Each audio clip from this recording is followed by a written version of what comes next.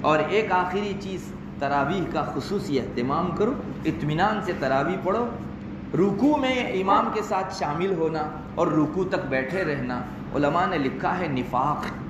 حسکفی نے اپنی در مختار میں یہ بات لکھی ہے، جو آدمی تراویح کے اندر بیٹھے رہتا ہے اور امام رکوع میں جاتا ہے تو اس کے ساتھ شامل ہو جاتا ہے، اس کے دل میں نفاق کا وائرس ہے۔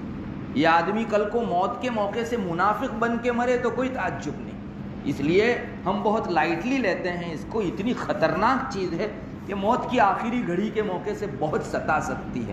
5-10 منٹ اللہ کے خاطر کھڑے رہنے میں انسان مر نہیں جاتا، نہ ہی پاؤں ٹوٹ جاتے ہیں۔ اس لیے اللہ کے واسطے شروع تکبیر ہی سے، تکبیر تحریمہ ہی سے ہم لوگ شامل ہوں اور اللہ کی محبت کا اظہار کریں۔ اللہ آپ کو اتنا دے گا کہ آپ کی امید جہاں ختم ہوگی وہاں سے اس کی دین شروع ہوگی۔ اللہ تبارک و تعالی ہم سب کو عمل کی توفیق عطا فرمائے۔